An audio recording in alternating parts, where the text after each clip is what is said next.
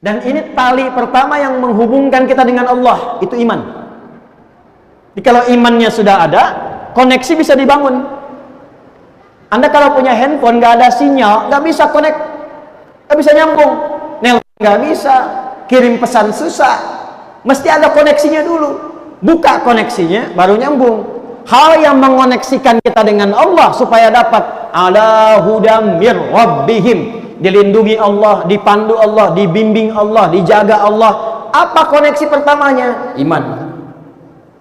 Tapi bukan iman biasa, iman yang terus ditingkatkan sampai mendapatkan satu tanda yang disebutkan dalam Al-Quran dan dikuatkan dalam hadis Nabi SAW. Sekarang cek tanda ini. Kalau sudah ada tanda ini dalam diri kita, berarti berbahagialah kita memiliki bagian pertama dari tanda kesuksesan dan kebahagiaan. Bawa ini, tinggal buka amalnya, apapun yang Anda kerjakan, jaminannya langsung dari Allah Subhanahu wa Ta'ala. Ini bukan motivasi ya, saya bukan motivator ya, tapi ini langsung, jangan diragukan, langsung pesan dari Allah sang pencipta kita. Perhatikan, buka Quran surah ke-6 Al-An'am ayat 82. Ini tanda pertamanya. Orang sukses, orang bahagia di 3 alam, dunia, alam kubur sampai akhirat. Tanda pertamanya adalah orang yang mampu mengupgrade imannya sampai dia mendapatkan ciri-ciri berikut. Alladzina amanu wa lam yalbisu imanahum bizulmin ulaika lahumul amnu wa hum muhtadun. Ada ayatnya? Dan orang-orang yang beriman itu, yang imannya benar, dia jaga, dia tata, benar imannya. Perhatikan, ulaika lahumul amnu. Ciri pertamanya, orang yang terus meningkatkan iman, menjaga iman, kelihatan sekali orangnya tenang. Secara pribadi tenang. Bahkan ketenangannya digambarkan oleh Nabi Sallallahu Alaihi Wasallam dalam hadis yang diriwayatkan oleh Al-Imam Al-Bukhari, dan hadis ini ditempatkan di topik iman. Imam Al-Bukhari menulis kitab namanya Al-Jami' As-Sahih Al-Musnad Al-Mukhtasar min umuri Rasulullah sallallahu alaihi wasallam wa sunanihi wa ayyamihi. Disingkat Sahih Al-Bukhari. Ada 97 topik di dalamnya. Pertama, kitab Bad'ul Wahyi, kedua kitabul iman, ketiga kitabul ilmi sampai ujungnya tentang kiamat dan syafaat. Nah, di tempat 2, topik yang kedua, kitabul iman, nomor hadis yang ke-16. Dan dikuatkan oleh Sunan At-Tirmidzi. Al-Imam At-Tirmidzi menguatkan di kitab sunannya nomor hadis 2624, 2624. Perhatikan kalimatnya. Kata Al-Quran, ulaika lahumul amnu. Orang yang imannya benar, terus di-upgrade, terus naik, gak bercampur ya dengan hal-hal yang mengotori iman sampai dipastikan dia mendapatkan kenikmatan iman. Maka yang pertama kata Allah, ulaika lahumul amnu. Dia mendapatkan ketenangan dengan imannya, tenang, nyaman. Apa ciri terlihat dari ketenangan imannya itu? Thalathatun man kunna fihi wajada halawatal iman. Ada 3 hal pokok yang kalau dia mendapatkan 3 ciri itu, dia mendapatkan nikmatnya iman. Insyaallah. 1, ayyakuna Allah wa rasuluhu ahabbu ilaihi min siwahuma. Dia menjadikan Allah dan Rasul sebagai prioritasnya Allah dan Rasulnya. Contoh gini, dia mau makan nih, apa makanan yang dibenarkan oleh Allah, yang halal misalnya, ya ayyuhan nasu kulu mimma fil ardi halalan thayyiban, maka halal itu membimbing imannya. Karena itu ketika dia mencari yang thayyib, itu imannya disebutkan dulu. Quran surah kedua ayat 172. Ya ayyuhalladzina amanu kulu min thayyibati ma razaqnakum. Begitu dipanggil imannya, dia nggak mikir halal lagi, karena imannya langsung membimbing dia pada yang halal. Di orang yang imannya itu sudah melekat pada dirinya, yang prioritas itu Allah dan Rasul dia. Mau makan, dia nggak pikir yang haram, langsung yang halal. Mana yang halal? Lalu begitu akan makan, Dia ingat, dia cari bagaimana Nabi mengajarkan cara makan. Idza quddimat ta'amu khudh biyadika biyaminika ma yalik. Kalau makanan itu dihidangkan, ambil dengan tangan kananmu yang paling dekat denganmu. Samillah, sebut nama Allah, bismillahirrahmanirrahim, makan. Dia praktekkan. Dia mau jalan, dia lihat bagaimana Allah menyukai jalannya orang-orang yang dengan iman dia berjalan. Wa ibadur rahmanil ladzina yamshuna 'alal ardi hauna. Hamba Allah yang penyayang itu kalau jalan, jalannya bagus. Wa idza khatabahumul jahiluna qalu salama. Dia enggak ganggu orang. Dia naik motor, enggak usil sama orang. Dia naik mobil enggak merasa hebat. Dia jalan kaki enggak merasa tinggi. Dia hormati orang lain. Dia jaga lingkungan. Kalau ada yang mengejek, memprovokasi, dia mendoakan. Allah imannya. Iman menjadikan dia tenang. Tenang. Dan menariknya, orang-orang sekitarannya pun merasa tenang dengan hadirnya dia. Itu, pernah nggak merasakan? Pulang ke rumah, anak-anak nyaman dengan Anda. Istri nyaman dengan Anda. Di kantor, orang nyaman dengan Anda. Di kampus, teman-teman sekuliahan nyaman dengan Anda. Terus upgrade diri sampai merasakan ketenangan itu dan menjadikan tuntunan Allah dan Rasul sebagai prioritas. Kedua apa? Ini yang paling menarik. Ternyata iman yang bagus ini nggak berdiri tunggal, sifatnya nggak personal, tapi bisa diwariskan pada orang sekitarannya. Yang kedua yang mendapatkan kenikmatan iman, kata Nabi Shallallahu Alaihi Wasallam, ketika dia mampu saling mencintai karena Allah. Masya Allah. Maaf ya, melihat orang lain tuh bi'ainir rahmah. Ada orang lewat, nggak nyapa, alhamdulillah, mungkin sedang buru-buru, iman. Ada orang mencela, oh Masya Allah, mungkin belum tahu, iman. Hilang sendal, cari dulu. Nggak ketemu, alhamdulillah, amanah sendal sudah saya tuntaskan dan berhenti di Masjid At-Taqwa. Mudah-mudahan jadi saksi jannah di akhirat nanti. Amin itu maksudnya hilang sendalnya. Masya Allah, iman. Jadi orang yang dapat kenikmatan iman itu antara anugerah dengan musibah dua-duanya sama. Saat ada suka dia bersyukur, saat ada duka dia bersabar. Jadi dua-duanya sama aja, diposisikan sebagai ujian. Makanya kata Nabi, ajaban li amril mu'min. Orang kalau sudah benar imannya, perkaranya mengagumkan. Semua nggak ada bedanya.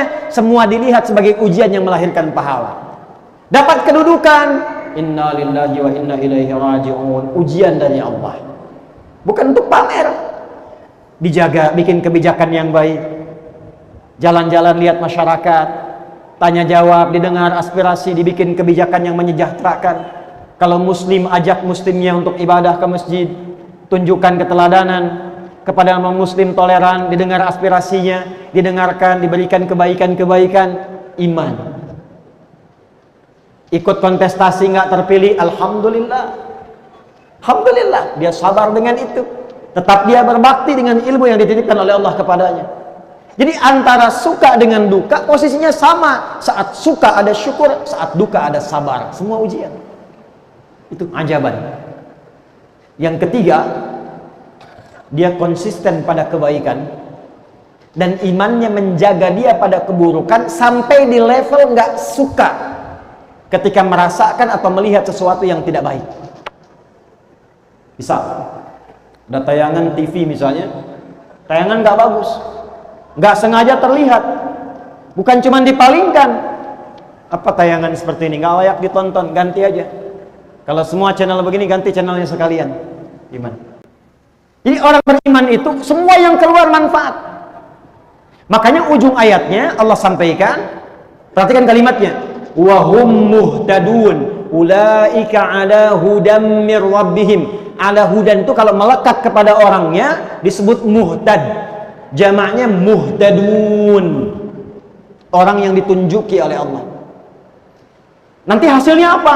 Semua bagian tubuhnya. Ini bagian pertama. Semua bagian tubuhnya dari ujung kepala sampai ujung kaki, ya, itu semuanya dibimbing oleh imannya supaya mengerjakan semua yang bermanfaat. Jadi kalau kita riset dari ujung kepala nih, contoh gini, mata nih ya, mata itu fungsinya melihat. Tapi kalau sudah sampai ke level ini, mengupgrade iman, sehingga merasakan iman itu hadir dalam jiwa, bukan cuma getaran, tapi hadir dalam jiwa. Jadi ada level pemula, itu level getaran, dikonfirmasi oleh suara adzan. Dalilnya Quran surah 8 ayat yang kedua, innamal mu'minuna alladzina idza dzukirallahu wajilat qulubuhum. Orang yang punya iman itu cirinya diantaranya bisa diuji, kalau diperdengarkan nama Allah ada getaran konfirmasi di jiwanya. Karena itu 5 kali dalam sehari diperdengarkan nama Allah, didengar telinga kita. Telinga ini bahasa Arabnya udhun, jamaknya adzan. Adzan itu jamak dari kata udhun, artinya telinga. Maka diperdengarkan 5 kali dalam sehari setiap pergantian waktu. Kalimat pertamanya apa? Allah. Allahu Akbar, Allahu Akbar. Kedengaran, yang dengar telinga, tapi yang konfirmasi hati.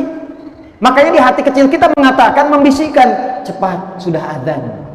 Pernah nggak merasakan itu? Nah, kalau nggak punya iman, nggak ada getaran itu. Allahu Akbar, Allahu Akbar. Suara apa nih kenceng banget? Kecilin. Nah, ya. Nggak usah marah. Artinya belum ada iman. Belum ada iman. Kalau mengaku beriman baru sampai mulut, belum sampai hati. Ada lagi dalilnya di Quran surah ke-49 ayat 14. Qalatil a'rabu amanna qul lam tu'minu walakin qulu aslamna walamma yadkhulul imanu fi qulubikum. Orang Arab Badui dulu berkata, ya Muhammad sallallahu alaihi wasallam, kami telah beriman. Kata Allah, ya Muhammad, katakan pada mereka, kalian belum beriman yang benar. Baru berislam, ucap syahadat, cuman di lisan imannya, belum sampai ke hati. Makanya nggak ada konfirmasi. Jadi kalau Anda dengar azan Allahu Akbar, Allahu Akbar, ada yang protes, apaan sih ini?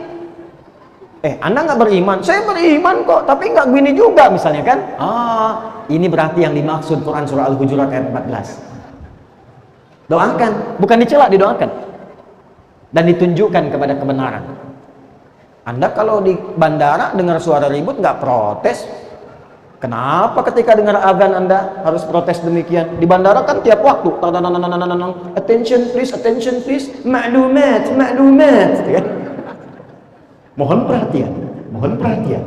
Setiap waktu tuh nggak ada yang protes, berisik enggak kan? Ya.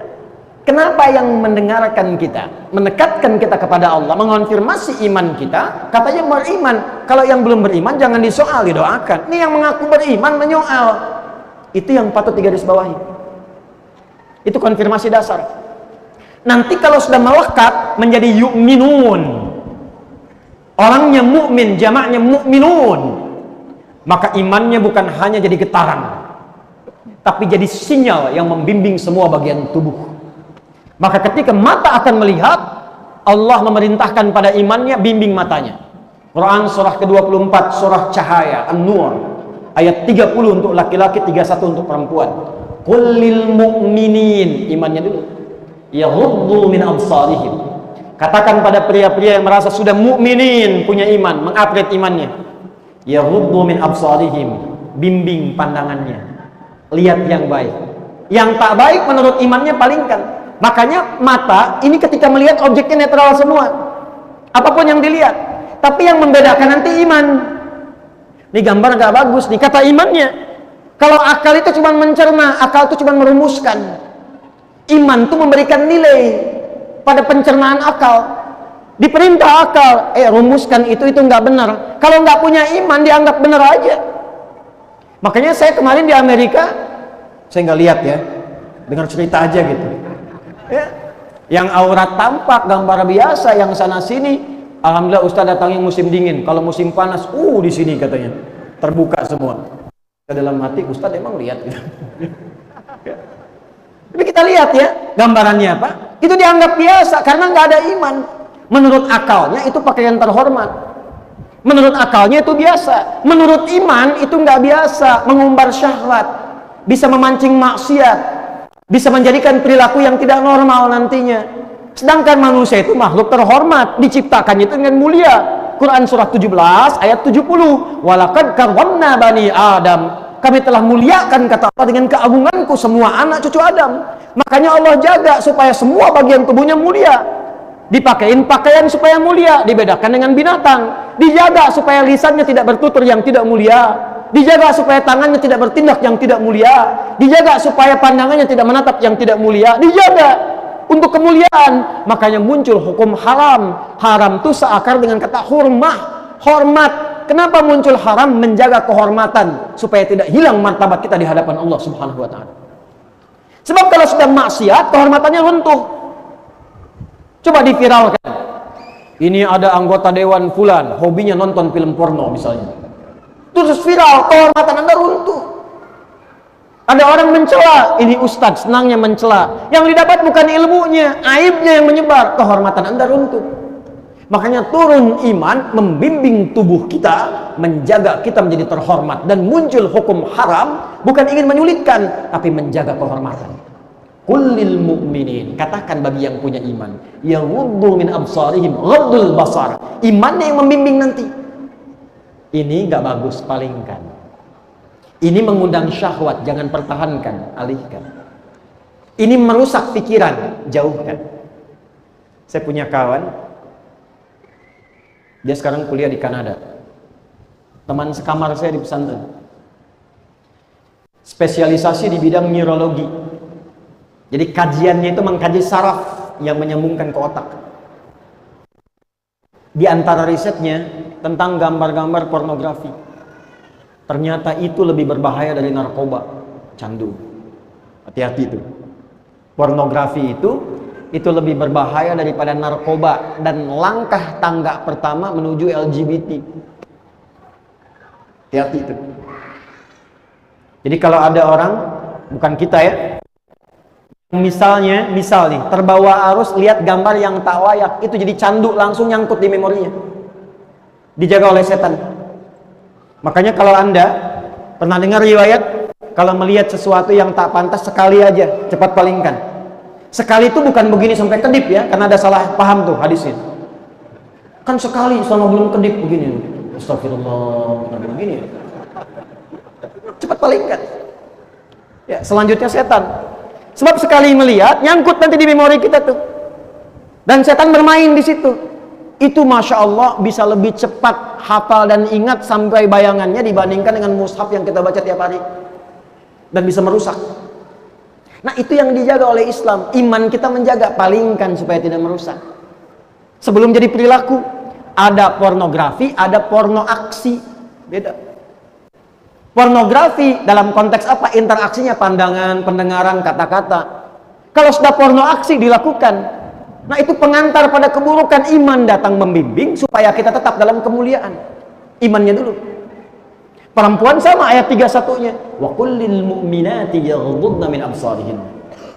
Dari mata turun ke mulut dulu, baru ke hati.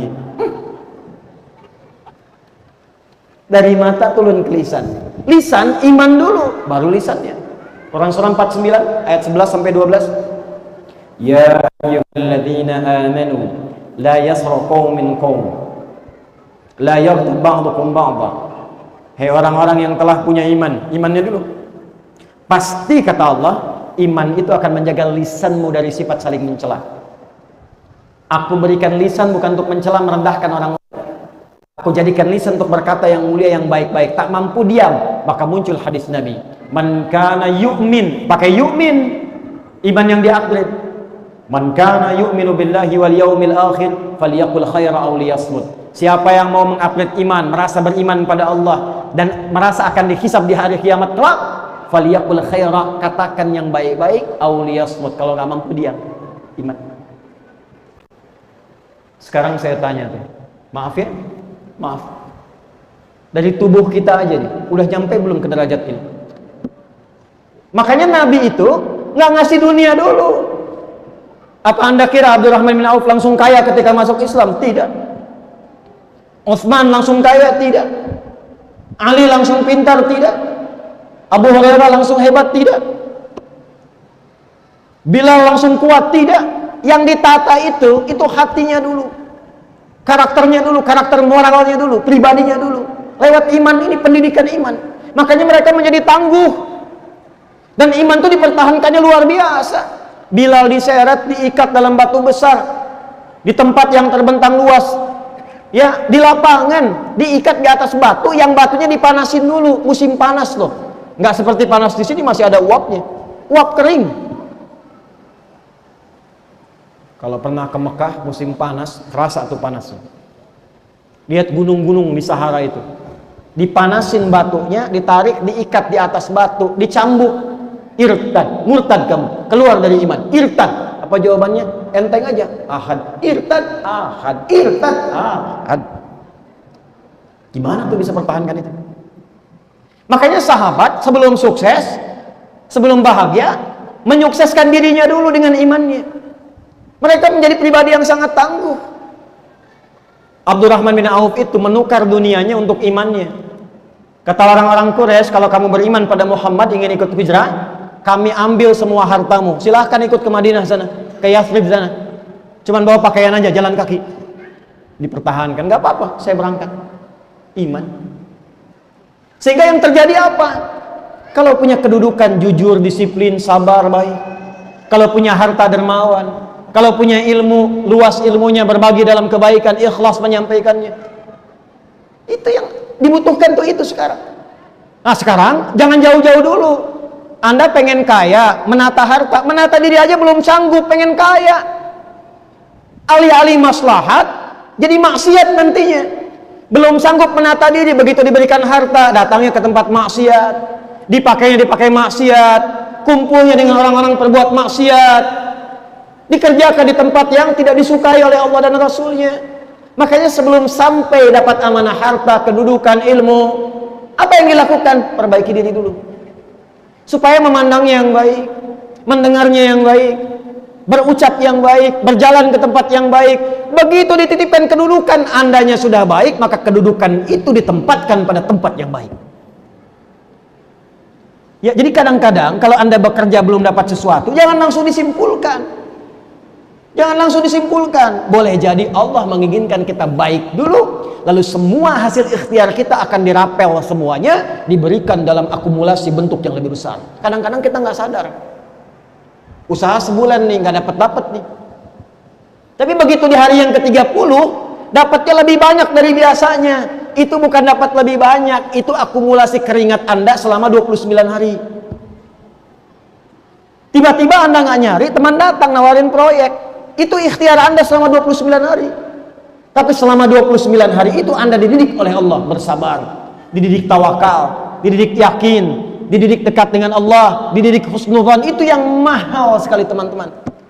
Makanya di Eropa, di Amerika, di Jepang, Asia-Asia yang maju, itu mereka sampai bikin divisi khusus meningkatkan karakter ini. Kajian. Dikaji, bikin pelatihan. Dikirim untuk berlatih ini aja. Kita dapat ayatnya langsung dari Allah. Kurikulumnya dikirimkan lewat Rasulullah, kurang apa lagi? Makanya aneh kalau ada orang beriman gak baik, itu aneh. Gak mungkin itu. Makanya Masya Allah, punya suami beriman, baik. Istri beriman, baik. Teman beriman, baik. Ini bagian pertamanya. Jadi kalau ingin mengecek apakah sudah sampai pada derajat yu'minun, jangan tunjuk orang lain, tunjuk diri pribadi dulu. Sudah belum merubah diri kita menjadi lebih baik? Ujung kepala sampai ujung kaki.